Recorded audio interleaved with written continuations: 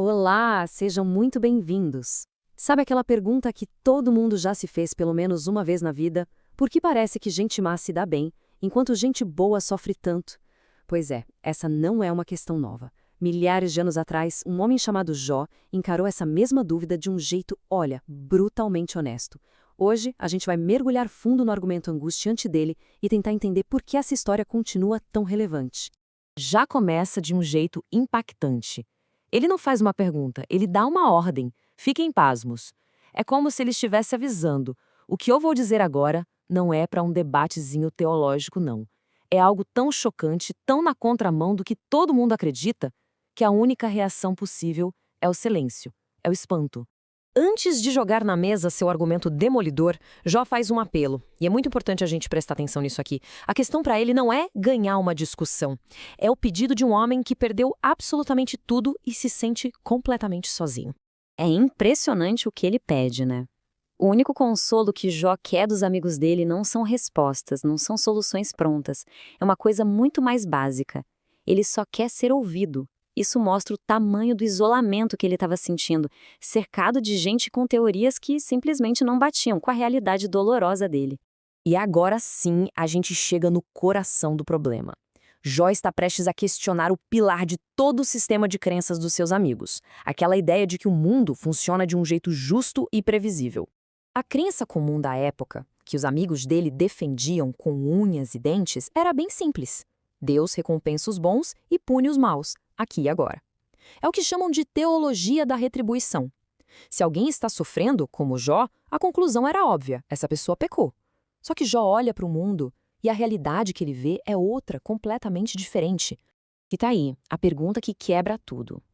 É a observação direta de Jó que simplesmente destrói a teoria de um mundo justo. Peraí, se os bons são recompensados e os maus são punidos, como é que se explica a prosperidade, a vida longa e o poder cada vez maior daqueles que abertamente desprezam a Deus? E nesse ponto, Jó muda de estratégia. Ele deixa a filosofia de lado e se torna uma espécie de repórter da realidade. Ele não está mais teorizando, ele está listando as evidências que vê com os próprios olhos, fatos que seus amigos, convenientemente, preferem ignorar. O retrato que Jó pinta é de uma prosperidade completa. E não é só sobre dinheiro. Ele descreve uma estabilidade que passa de geração para geração, com os filhos todos bem de vida, lares seguros, sem medo de nada, negócios indo de vento em popa com o gado se multiplicando, e ainda por cima uma vida social cheia de alegria, com os filhos dançando e festejando. E para fechar com chave de ouro, eles ainda morrem em paz, de velhice. Basicamente, é a vida que qualquer pessoa temente a Deus sonharia em ter. E aqui está o pulo do gato. Toda essa prosperidade que Jó descreve pertence justamente àqueles que viram para Deus e dizem: nos deixe em paz, não queremos saber de você. Eles não só ignoram a Deus, eles o rejeitam ativamente. E mesmo assim, prosperam. O paradoxo é gritante. Em seguida, Jó desafia os amigos de forma direta, com uma pergunta retórica que corta como uma faca: quantas vezes a lâmpada dos ímpios se apaga? É um jeito poético de perguntar: vamos ser honestos aqui? Com que frequência a gente realmente vê os maus sendo punidos? Essa teoria de vocês sobre justiça divina simplesmente não bate com a realidade que todo mundo está vendo. Mas os amigos de Jó tinham uma resposta na ponta da língua para isso. Calma, a justiça vai chegar para os filhos deles. Jó já prevê esse contra-argumento e o desmonta com uma lógica, olha, implacável. Para Jó, isso não é justiça, é só uma desculpa. Que sentido tem a punição se a pessoa que cometeu o mal não sente nada? Para a justiça ser real, ela tem que ser pessoal. O culpado precisa ver e sentir as consequências do que fez. Punir os filhos é só transferir a dor, não é aplicar a justiça. E aqui a gente chega no clímax do argumento de Jó, com dois extremos. De um lado, um homem que teve tudo na vida, viveu bem e morre satisfeito e tranquilo. Do outro lado, um homem que só conheceu a amargura, o sofrimento. Duas vidas, dois destinos totalmente opostos. E no final das contas, qual é a diferença? Nenhuma. Os dois terminam no mesmo lugar, debaixo da terra, cobertos por vermes. A morte é o grande nivelador que apaga qualquer distinção entre uma vida de prosperidade e uma de sofrimento. Essa aparente aleatoriedade do destino desafia qualquer sistema simples de recompensa e punição. Depois de apresentar essa visão tão brutal da realidade, Jó finalmente se vira para os amigos e dá o seu veredito final sobre as palavras de consolo que eles tentaram oferecer. O golpe é direto e final. O consolo deles é vazio e as respostas são falsidade. Mas por quê? Porque elas são baseadas numa visão de mundo que o próprio Jó, com sua experiência e observação, acabou de provar que é falsa. E um consolo que se baseia em mentiras simplesmente não é consolo de verdade. E assim, Jó deixa a gente com essa questão poderosa. Se a realidade é muito mais complexa e às vezes mais injusta do que a gente gostaria de admitir, o que então significa consolar alguém de verdade? Se as respostas fáceis são falsas, onde é que se encontra o conforto genuíno no meio do sofrimento? É uma pergunta que continua ecoando até hoje. Sabe aquela pergunta que todo mundo já se fez em algum momento? Por que gente boa sofre? É, sem dúvida, uma das questões mais antigas e difíceis que existem. Mas e se a resposta não for o acaso? E se ela estiver, na verdade, escondida nas nossas próprias ações? Hoje, a gente vai mergulhar fundo numa das primeiras tentativas de decifrar esse enigma, analisando o argumento de um homem chamado Elifaz. Então, a grande questão é essa. Será que o sofrimento é, no fundo, um sinal de algum pecado escondido? A ideia aqui é que não existe azar, não existe destino, o que existe é uma relação direta, uma causa e um efeito moral. E essa linha de pensamento, bem, ela vem de um diálogo super antigo e intenso, um ponto de encontro onde a dor e a teologia se chocam. Para entender isso, a gente precisa entrar numa história que começa no meio de uma tragédia terrível.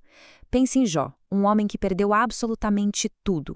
E aí, chega o amigo dele e ele faz para, teoricamente, consolar.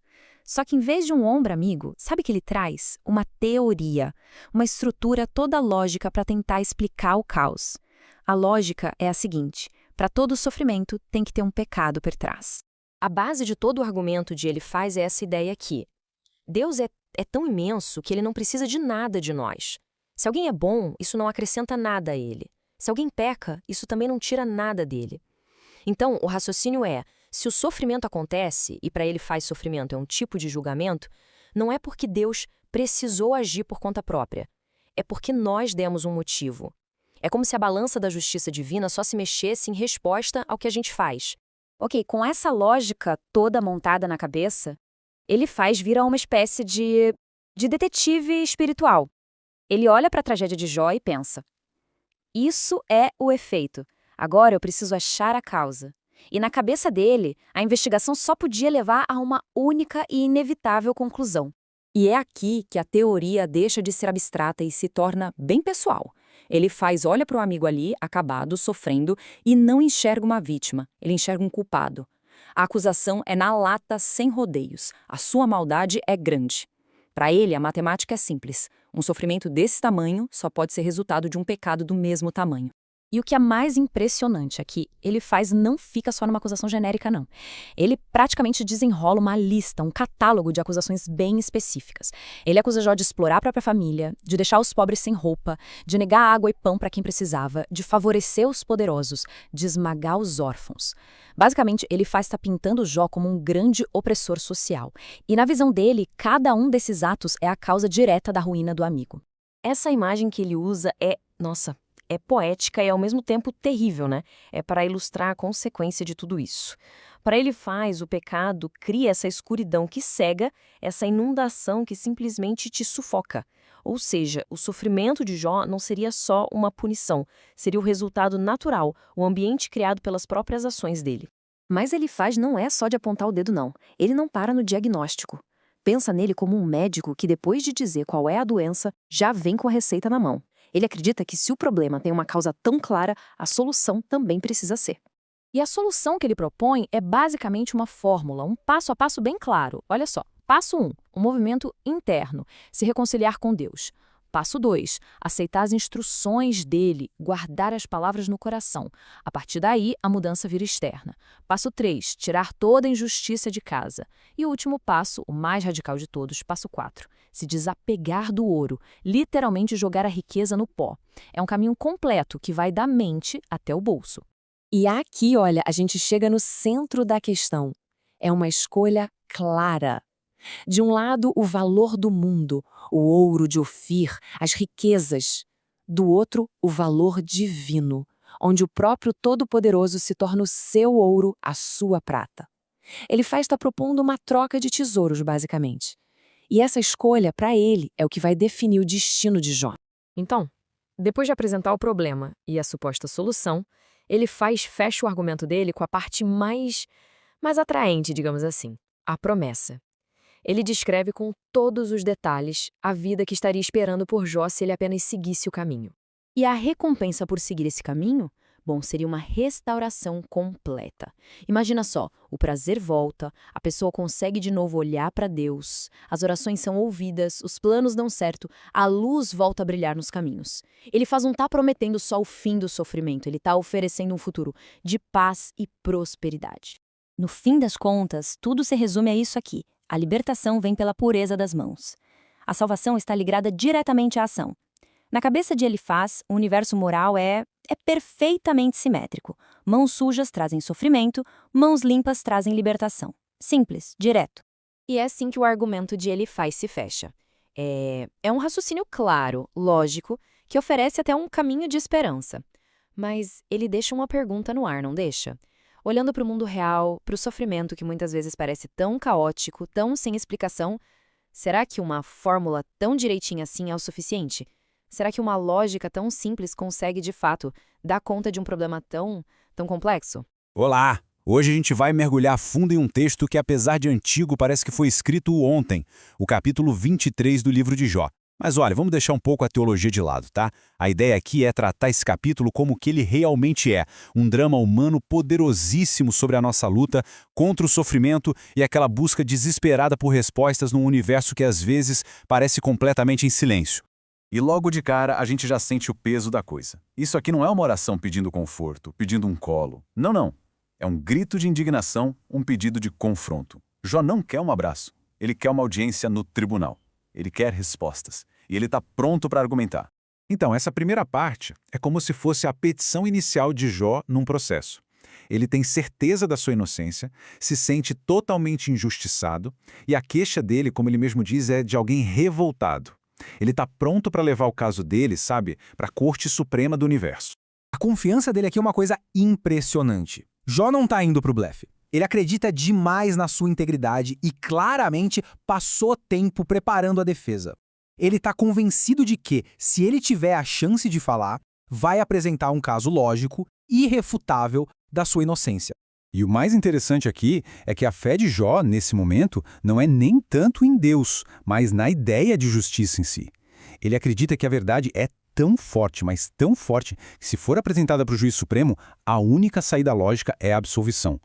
Ele se libraria do juiz, ou seja, daquela acusação que está pesando sobre ele. Só que tem um problema, né? Para apresentar o caso, ele precisa achar o juiz. E é aqui que a história dá uma virada. O drama de tribunal se transforma numa busca. E que busca, viu? Uma busca frustrante e desorientadora. Vamos acompanhar essa correria. Ele olha para frente, para o futuro, tenta enxergar alguma coisa. E nada. Ele olha para trás, para o passado, tentando entender o que aconteceu, e o silêncio é o mesmo. É um vazio total. Aí ele se vira para os lados, tenta pegar no ar qualquer sinal, por menor que seja. Mas o resultado é o mesmo. A sensação é de que Deus age de formas que ele não consegue perceber. É uma invisibilidade que deixa qualquer um louco. E é bem nesse ponto, no pico da frustração, no meio desse silêncio todo, que Jó faz uma das declarações mais fortes do livro inteiro. Ele para de focar na ausência de Deus e vira o foco para a certeza da sua própria integridade. Vamos dar uma pausa para essa frase e respirar. Pensa só, mesmo sem conseguir encontrar Deus, Jó afirma com todas as letras: Ele sabe quem eu sou. É uma convicção muito profunda de que, por mais que o universo pareça um caos, existe uma verdade sobre o caráter dele. E que, se essa verdade fosse jogada no fogo, ela sairia de lá pura, como ouro. E olha, essa confiança toda não vem do nada, não é arrogância. Ela está baseada numa vida inteira de consistência. Jó está dizendo basicamente: minha consciência está limpa. Não porque ele se acha perfeito, mas porque ele se esforçou de verdade para andar na linha. Mas assim que Jó chega nesse ponto alto de fé na própria integridade, a realidade vem e dá um soco no estômago dele. O tom da conversa muda da água para o vinho, e a gente entra numa conclusão bem arrepiante sobre a natureza do poder de Deus. Essa comparação aqui mostra perfeitamente o choque de dois mundos. De um lado está o desejo humano por lógica, por um processo justo, racional. Do outro, a realidade de uma vontade divina que é absoluta, que não negocia e que não precisa se explicar para ninguém. É aqui que a ficha de Jó começa a cair sobre o tamanho do poder com o qual ele está querendo discutir. Não é um poder que se convence com argumento, é um poder soberano. É tipo uma força da natureza, uma vez que começa, ninguém para. E a percepção só piora. O pânico aumenta quando ele pensa que o sofrimento dele talvez não seja um erro que precisa ser corrigido, mas sim um destino que já foi decidido. A ideia de que a sua dor faz parte de um plano que não pode ser mudado, isso é simplesmente paralisante. E o capítulo termina assim, não com uma resposta, não com uma solução, termina com pavor. A busca por um juiz racional se transformou num encontro com uma força esmagadora que não dá para entender. A frustração do começo virou um medo profundo, um medo existencial.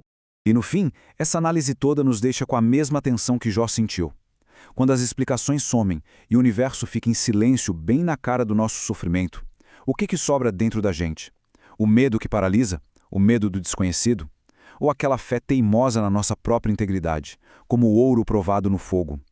É uma questão que continua tão relevante hoje quanto era há milhares de anos.